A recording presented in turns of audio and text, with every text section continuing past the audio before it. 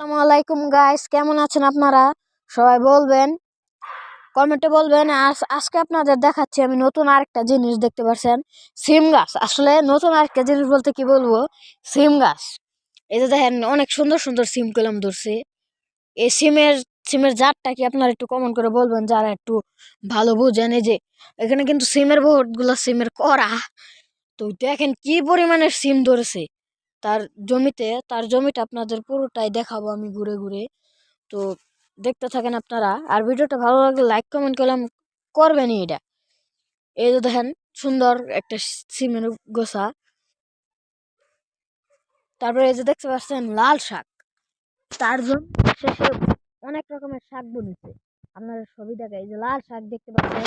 তারপরে এই যে এখানে আছে মূলা শাক আছে এখানে। আর ওই যে ওই জায়গায় ওইটাও মনে হতে পারে মূলা শাক। চলেন তো দেখে আসি আপনাদের সাথে ওটা মূলা শাক নাকি ওগুলো।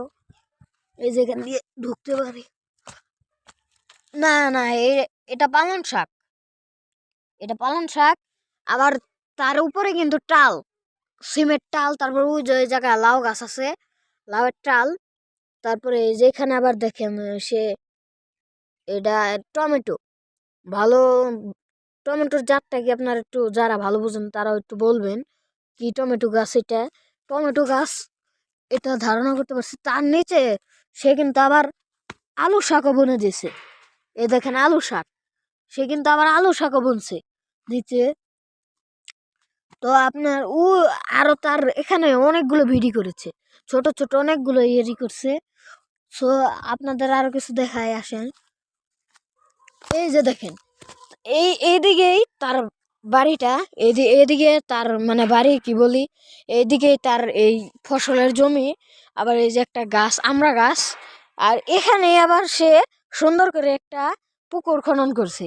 এই পুকুর খনন করে হতে পারে এখানে মাটি উঠাইছে। আবার এই পুকুরের মাছও কিন্তু সে খাইতে পারবে যদি এখানে ভবিষ্যতে বাসা বাড়ি করে। আসলে এই দেখুন এই চারদিকে কিন্তু এগুলো ক্ষেত, এগুলো গেলাম ধানের জমি। তো এখানে কিন্তু উঁচা ছিল না, ওরমুখে ছিল। এখান থেকে মনে হয় মাটি কেটে এখানে এত সুন্দর বানাইছে, এভাবে মাটি উঠাইছে। এই যে এটা এটা কি গাছ আমি বলতে পারতাছি না।